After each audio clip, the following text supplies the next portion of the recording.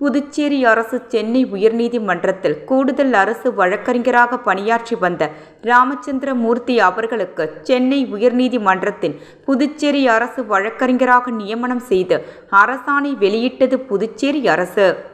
புதுச்சேரி அரசின் சென்னை உயர்நீதிமன்றத்தில் கூடுதல் அரசு வழக்கறிஞராக பணியாற்றி வந்த வி ராமச்சந்திர மூர்த்தி அவர்களுக்கு சென்னை உயர்நீதிமன்றத்தின் புதுச்சேரி அரசு வழக்கறிஞராக நியமனம் செய்து அரசாணை வெளியிட்டது. புதுச்சேரி அரசு மேலும் இந்த ஆணையை உடனடியாக அமலுக்கு கொண்டு வர வேண்டும் என்று தெரிவித்துள்ளதை தொடர்ந்து சென்னை உயர்நீதிமன்றத்தின் புதுச்சேரி அரசு வழக்கறிஞராக வி ராமச்சந்திர மூர்த்தி பதவியேற்றுக் கொண்டார். மேலும் வழக்கறிஞர் ராமச்சந்திர மூர்த்தி அவர்கள் புதுச்சேரி நீதிமன்றத்தில் பெண்வடு கொடுமை, SC/ST போன்ற வழக்குகளுக்கு அரசு வழக்கறிஞராக பணியாற்றி வந்தார்.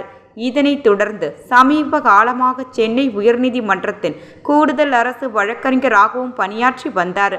அதன் தொடர்ச்சியாக இன்று புதுச்சேரி அரசு வழக்குகள் ராமச்சந்திர மூர்த்தி அவர்களுக்கு சென்னை உயர்நீதிமன்றத்தின் புதுச்சேரி அரசு வழக்கறிஞராக நியமனம் செய்தது குறிப்பிடத்தக்கது.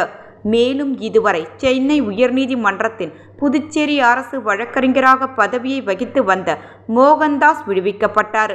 இதனைத் தொடர்ந்து சென்னை உயர்நீதிமன்றத்தில் தேங்கியுள்ள புதுச்சேரி பகுதி வழக்குகள் வெகு விரைவில் முடிவுக்கு வரும் என்று தெரியவந்துள்ளது.